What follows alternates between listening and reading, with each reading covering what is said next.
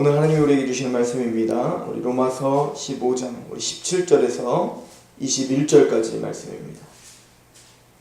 로마서 15장 17절에서 21절까지 말씀입니다. 우리 한 목소리로 같이 읽어보겠습니다. 17절부터 시작.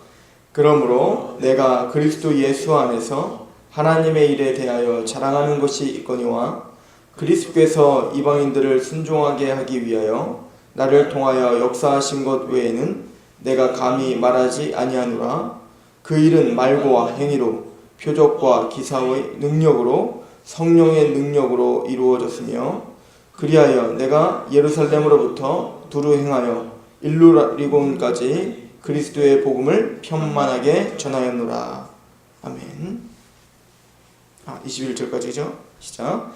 또 내가 그리스도의 이름을 부르는 곳에는 복음을 전하지 않기를 힘썼노니 이는 남의 터 위에 건축하지 아니하려 함이라.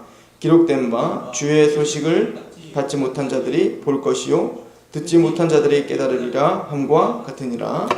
아멘. 사도 바울은 자신의 정체성을 이렇게 밝히고 있었습니다. 15장 16절에 이 은혜는 곧 나로 이방인을 위하여 그리스도 예수의 일꾼이 되어 하나님의 복음의 제사장 직분을 갖고 있다. 우리 성도들의 정체성은 이겁니다. 우리는 하나님의 복음의 제사장이다. 하나님께서 우리를 위해서 은혜로 준비하신 복음을 전파하고 그 복음을 가지고 이방인들을 하나님께 제물로 드리는 그런 복음의 제사장이다. 이 정체성이 확실했던 사도 바울의 삶의 태도는 분명했습니다. 즉 우리의 모든 삶을 통해서 그리스도의 영광이 드러나고 우리의 모든 삶을 통해서 복음이 전파되는 것입니다. 오늘 말씀을 보니까 17절에 그러므로 내가 이방인을 하나님께 드리는 복음의 제사장이므로 내가 그리스도 예수 안에서 하나님의 일에 대하여 자랑하는 것이 있거니와.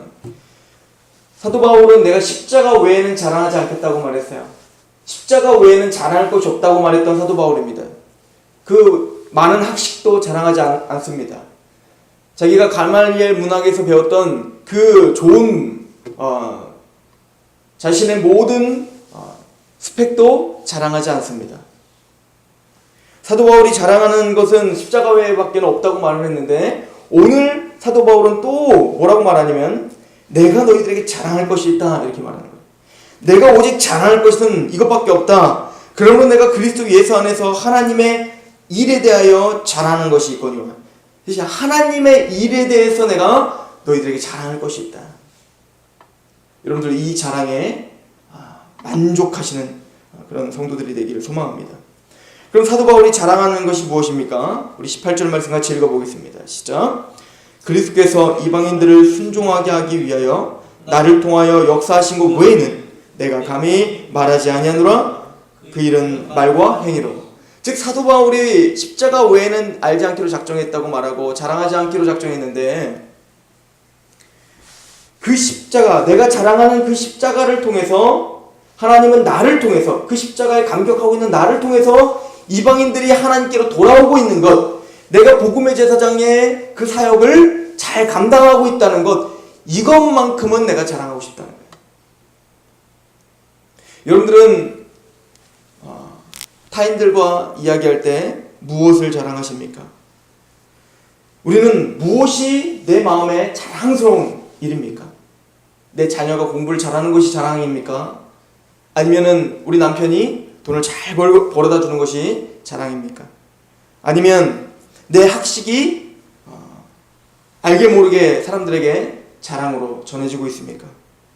아니면 나는 교회 집사인데, 아니면 나는 교회 전도사인데, 나는 교회를 다니고 있는데 예수님이 나를 위해서 십자가에 죽으셨다고, 그리고 나를 통해서 복음이 전해지고 있다고, 나를 통해서 하나님의 말씀이 하나님께 영광을 돌리는 일들이 오늘도 일어난다고, 이것이 저와 여러분들의 자랑입니까?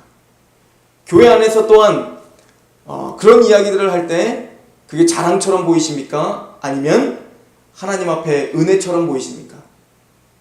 그런 이야기가 나눠질 때 우리 교회에 정말 나를 통해서 정말 하나님의 영광이 드러난다고 이런 이야기가 날 때 마음이 뒤틀리십니까? 아니면 야 정말 하나님의 영광이 드러나는구나 같이 찬양이 일어나십니까? 이것이 우리 교회의 수준이요, 이것이 우리 교회의 또 자기 신앙의 수준이 될 것입니다. 그런데 사도 바울은 자기가 복음을 전파하는 통로로 사용됐다는 거에 그 뿌듯함과 기쁨이 있었는데, 사도 바울은 자기의 그 전도 사역과 하나님의 복음 사역을 한번 돌아보니까 원리가 확실하다는 거야. 내가 할 일이 있고 하나님이 할 일이 있더라는 겁니다. 하나님의 복음의 제사장으로서 내가 할 일이 있고 하나님이 할 일이 있다. 그럼 내가 할 일은 무엇입니까? 두 가지입니다. 말과 행위입니다. 오늘 말씀을 보십시오. 18절에 보니까 마지막 부분에 보면 하나님께서 나를 통해서 역사하신 것 외에는 내가 자랑할 것이 없는데 내가 감히 말하지 아니하노라. 그 일은, 나를 통해서 복음이 전파된 그 일은 말과 행위로 된 것이다. 절대 말로만 된 것이 아닙니다. 사도 바울은 두 가지가 확실히 있어야 된다고 말합니다. 삶이 따라야 된다고 말해요. 그 삶이 따를 때 우리의 말의 능력이 실어집니다. 이건 사도 바울은 예수님의 말씀을 그대로 가르침을 받은 거죠. 너의 착한 행실을 통하여 이방인들로, 믿지 않는 사람들로 하나님께 영광을 돌리게 하라. 우리의 삶을 본다고요. 믿지 않는 사람들은 우리의 말의 말주변을 보는 것이 아니라 우리의 삶을 볼 수밖에 없습니다. 그래서 사도 바울은 철저히 자기의 행위로, 그 삶으로 복음을 전했다고 말합니다. 그러나 아무리 그 삶이 거룩하고 아무리 그 삶이 윤리적으로 확실하다 할지라도 거기에 제대로 된 복음이 전해지지 않는다면 그것도 헛수고입니다. 그래서 사도 바울은 이 균형 감각을 잃지 않았어요. 명확한 말과, 즉 명확한 복음입니다. 하나님의 명확한 복음을 알고 제대로 전파하고 거기에 명확한 삶이 있었던 겁니다. 예수 그리스도를 믿고 있다는 열매가 드러났던 겁니다. 거기에 능력이 나타난 겁니다. 그러나 또한 이 명확한 복음과 명확한 삶이 전해진다고 해서 복음이 잘 전해지는 것도 아니에요. 거기에는 반드시 성령님의 능력이 있어야 된다고 이야기합니다. 너희가 복음이 말로만 임한 것이 아니라 능력과 성령과 큰 확신으로 임한다고 말씀하신 것처럼 우리가 하나님의 복음을 준비해서 너에게 소망을 묻는 자들이 대답할 것을 항상 예비해서 그 말씀을 준비하고 그 말씀을 전하기 위해서 항상 삶으로 우리가 살아가고 있지만 거기에 성령님이 역사하시지 않는다면 우리는 한 명의 열매도 맺지 못하게 될 것입니다. 그럼 사도 바울의 말씀을 들으십시오. 19절에 말과 행위로 할 뿐만 아니라 19절에 표적과 기사의 능력으로, 성령의 능력으로 이루어졌다. 복음을 전하려고 하는데 또 그 앞에, 그 사람 앞에 그래도 제대로 살려고 노력을 하고 있는데도 죽어도 믿음이 생기지 않는 거예요. 죽어도 그 마음이 열리질 않는 거예요. 그럴 때 우리에겐 갈망함이 생기죠. 갈증이 생기죠. 와, 하나님 역사해 주세요. 와, 하나님이 아니시면 그 마음이 열리지 않습니다. 그 사단의 권세를 주님께서 깨트리지 않으면 이 복음이 그 마음에 인쳐지질 않습니다. 주님의 능력이 필요합니다. 이런 겸손이 역사를 이루는 원동력이 될 것입니다. 또한 복음이 그 마음에 인쳐지는 능력일 뿐만 아니라 성령님의 말할 수 없는 그 크신 능력이 필요합니다. 우리 이영현 성도님이 지금 두 번 가서 이영현 성도님과 이야기를 나눴는데 첫 번째 가서도 이영현 성도님이 이런 이야기를 합니다. 하나님이 제가 예배 때문에 그런 거 아니겠느냐? 참 조심스러운 이야기 아닙니까? 첫 번째 다쳤을 때 그런 얘기를 하지 못했습니다. 지금 두 번째 주일날 다쳤을 때 조심스럽게 이야기했을 때 이영현 성도님이 그런 이야기를 하더라고요. 자기도 그런 것 같다고. 안 그래도 그런 생각 때문에 마음이 무겁다는 그런 의미로 이야기를 하십니다. 어제 가서 또 이야기를 하는데, 어제 예배를 드리시는데 눈물을 흘리세요. 나올 쯤에. 능력 아닙니까? 누가 그 마음을 부술 수 있고, 누가 그 마음을 위로할 수 있고, 누가 그 마음을 인도할 수 있겠습니까? 하나님의 실질적인 그 삶을 인도하시는 그 능력이 필요한 거 아닙니까? 불신자들은 우리가 보고 있는 이런 날카로운 성경 해석과 열악한 복음 제시를 이해하지 못할 수도 있습니다. 그럴 때 누가 필요할까요? 성령님이 필요합니다. 그 마음을 열어주실 분이 필요해요. 그 마음에 위로를 하실 분이 필요하고 그 마음에 그 말씀이 심어지게 하실 능력이 필요합니다. 그래서 우리가 두 가지를 기도해야 돼요. 하나님, 저를 준비시켜 주십시오. 복음을 전할 수 있는 실력을, 또 복음을 전할 수 있는 명확한 복음을 내 마음에 더 인쳐 주십시오. 그리고 내 삶을 변화시켜 주십시오. 그리고 성령님, 나를 통해서 역사해 주십시오. 이 두 가지가 우리의 삶에 하나님 앞에 기도 제목이 되어야 됩니다. 이게 복음의 제사장이 하나님께 울부짖고 기도해야 될 제목들이란 말입니다.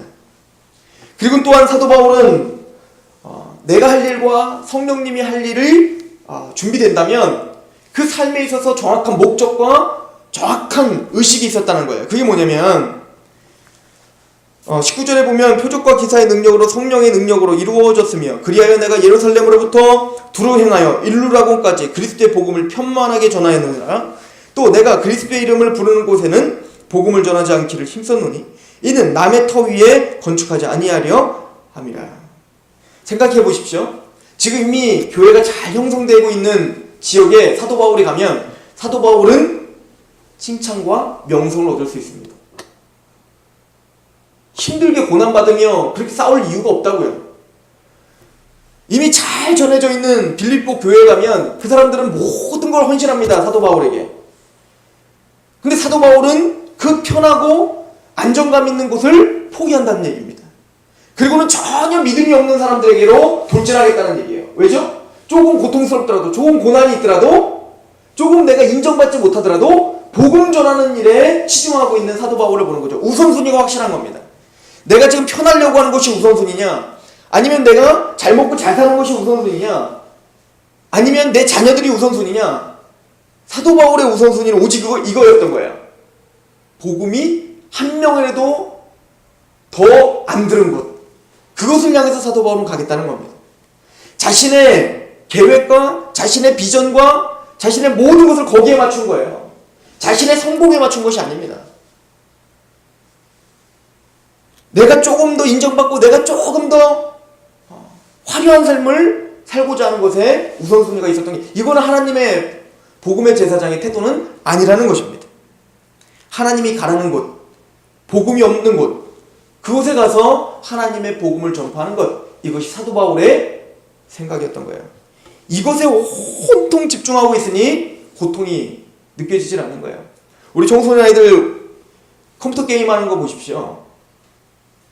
여러분들 강의 듣거나 설교 듣는데 1시간만 하면 막 허리가 뒤틀리잖아요.